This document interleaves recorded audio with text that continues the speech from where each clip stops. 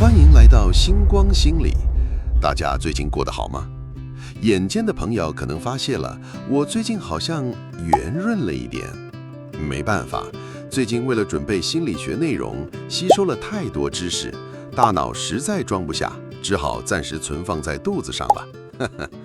好了，言归正传，你有没有发现，人类其实是一种很容易被带走的生物？走在路上，前面突然有3个人同时停下脚步，抬头看向天空。你原本只是路过，但下一秒，你的脖子已经自己抬起来了。更可怕的是，你甚至不知道自己为什么要看。那一瞬间，大脑仿佛被一股神秘力量牵引，你开始怀疑，是不是有东西掉下来了？是不是发生什么事了？只有我没看到吗？而最诡异的是，即使你什么都没看到，你还是会忍不住多看2秒。今天我们要聊的就是人类最隐秘也最古老的一种本能。为什么只要有3个人抬头，你就会跟着看？而这背后藏着2位心理学家留下的惊人发现。一位叫做 Stanley Milgram， 另一位则是 Solomon Asch。他们用实验证明了一件让人背脊发凉的事：人类很多时候并不是自己在思考，而是在默默复制别人的行为。1968年，纽约街头，心理学家 Stanley Milgram 做了一个看似无聊却极度邪门的实验。他请几位学生站在人来人往的街道上，什么都不用做，只要抬头看天，没有表演，没有尖叫，没有任何暗示，只是安静地看着某个方向。结果发生了什么？路人开始减速，有人停下脚步，有人皱眉，有人开始跟着往上看。最有趣的是人数，如果只有1个人在抬头，大家通常只会觉得，这人是不是怪怪的？但当抬头的人增加到3个，整条街的气氛突然变了。人们开始自动加入，仿佛那里真的有什么重要的东西。当人数增加到5个以上，甚至会有大批路人停下脚步，一起仰望天空。但问题来了，天空里其实什么都没有，没有 UFO， 没有事故，甚至没有鸽子。只有一群陌生人在彼此影响彼此，而这就是心理学中的从众效应。我们会根据别人的行为来判断什么是正确的，因为大脑有一个很偷懒的逻辑：如果很多人都这样做，那应该是安全的吧？这种判断方式在远古时代非常有用，但放到现代，它开始变成一种自动驾驶。你有没有想过一件事？为什么1个人抬头你不太在意，但3个人一起抬头你就开始动摇？因为在人类的大脑里，1个人是个体，2个人是巧合，但3个人就像是一个小型社会诞生了。而只要社会形成，规则就会出现。这也是 Stanley Milgram 发现的核心。人类对群体讯号极度敏感，因为在原始时代，群体代表生存。如果森林里有3个同伴突然开始逃跑，你的祖先如果停下来理性分析，等等，我想先验证资讯来源，那他可能已经被老虎吃掉了。所以能活下来的人，通常不是最理性的人，而是最快跟着群体行动的人。这种机制后来被称为社会认同。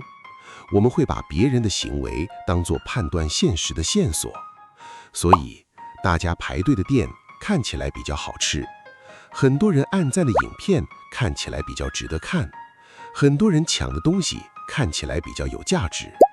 即使你根本不知道那东西好不好，你的大脑还是会偷偷地对你说，这么多人都在做，应该没错吧？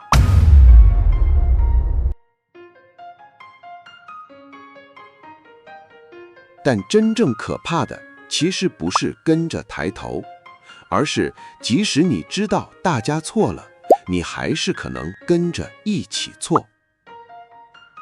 1950年代，心理学家 Solomon Asch 做了一个经典实验，他让受试者坐进一个房间，完成一道非常简单的题目，比较几条线的长度，选出一样长的那条。题目简单到几乎不可能答错，但房间里其他人其实全都是安排好的演员。某一轮开始，所有人突然一致选择了明显错误的答案。接着轮到真正的受试者回答，结果令人震惊，即使许多人明明知道答案不对，还是选择跟着群体回答错误。为什么？因为当所有人都指向同一个方向时，你的大脑会开始动摇。是不是只有我看错了？是不是大家知道我不知道的事？而更深层的原因，其实是人类害怕跟大家不一样。我们害怕被当成怪人，害怕被排挤，害怕成为那个破坏气氛的人。所以很多时候，人类不是在追求正确答案，而是在追求安全地待在群体里。现在让我们回到今天，你以为只有街头实验时才会发生从众吗？不，我们每天都活在大型抬头现场。打开社群媒体，你会看到大家都在旅行，大家都在成功，大家都在变瘦，大家都在学投资，大家都在过着很厉害的人生。于是你的大脑开始出现熟悉的信号，是不是只有我落后了？这其实就是现代版的抬头效应。当很多人朝同一方向看，你会开始怀疑，是不是只有自己没看到什么？而商业世界早就把这件事研究透了。为什么直播间要疯狂刷新，已售出3000件，已售出3000件，大家都在抢，最后10组？因为他们知道，只要营造出很多人在抬头的感觉，剩下的人就会自动跟上。这不是你意志力太弱，而是人类的大脑本来就被设计成通过群体判断现实。但今天最重要的不是批评从众，因为从众本身并不是坏事。真正危险的是，你没有发现自己正在被影响。有时候从众能救命，地震时大家一起往出口跑，火灾时大家一起撤离。群体能让人迅速行动，但同样的力量也可能让人失去判断。你有没有发现，很多流行其实不是因为真的喜欢，而是因为大家都说好，大家都在做，大家都在看。于是我们开始慢慢忘记自己原本到底怎么想。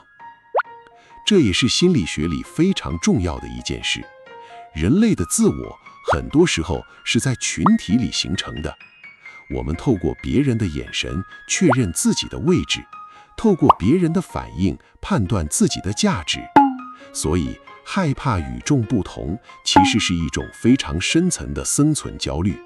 因为远古时代被部落排斥真的可能会死，而这份恐惧直到今天都还留在我们的大脑里。所以下次当你看到3个人抬头看天，你可能还是会跟着看。没关系，这不代表你愚蠢，也不代表你没主见，这代表你拥有一个正常的人类大脑。真正重要的不是完全不受影响，而是你有没有意识到自己正在被影响。那一瞬间的清醒很珍贵，你会突然发现，哦，原来我刚刚是被群体牵引了。哦，原来我的焦虑来自社会认同。哦，原来我不是突然想买这个东西，而是大家都在抬头。而这份觉察会慢慢把人生的方向盘重新交回你手上。